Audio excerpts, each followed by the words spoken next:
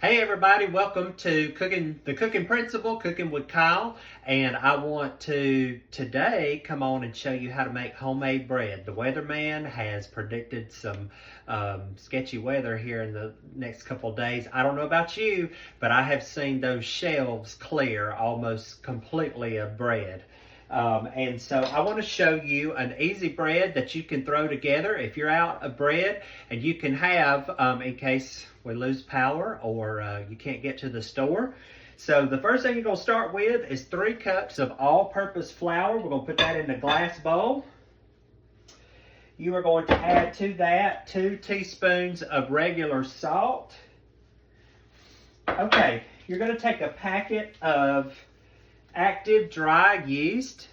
Don't do the quick kind, just the regular kind will do. Throw that in there, and then you will do 1 3/4 cups of regular water. Now, very important, do not use a metal spoon. You're going to use a wooden spoon to mix this up. You're going to love this bread. It is very, very similar to sourdough bread, as you'll see later. But once you get that good and incorporated with the spoon, it's going to be thick. So use your elbow grease to get it together. Once you get that good and incorporated, the last thing you're going to do is throw some plastic wrap over it. I'll take my scissors and cut that off. So put your plastic wrap over it, and you're going to let this sit for 2 hours. Then we'll come back and look at it and show you what to do next.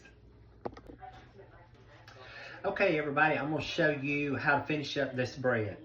I've let it sit for 2 hours, and I'm going to take just a little bit of all-purpose flour, and I've got some parchment paper that I've cut and laid out here.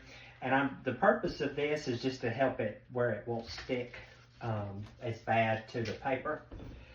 But if you could see, this is what the mixture looks like.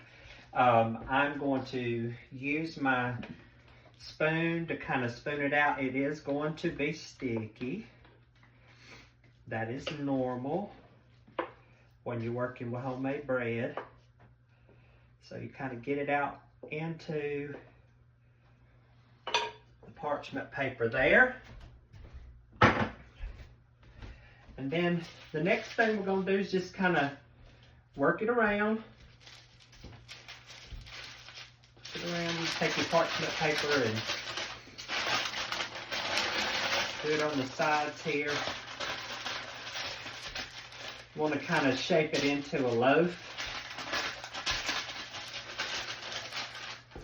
This is a very easy way of doing bread, and to me it's just as good as sourdough. Probably not as healthy, but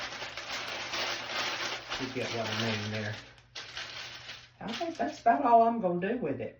The next thing you do, you need to put this in a very hot Dutch oven. Or if you've got a cast iron skillet with a lid, you can also use that. But I have a Dutch oven I'm going to use. My sister bought me this Dutch oven several years back, and I love it. It's the Paula Deen brand. Okay, easy as that. You're going to take this loaf, put it over in there, turn your oven to 450. 450. Put the lid on, and I'm going to double check. You put this on for 30 minutes with the lid on. And then we'll come back and look at it and cut into it and see what it looks like. Okay, y'all, our bread finished up. Now, disclaimer, I should have put in warm water.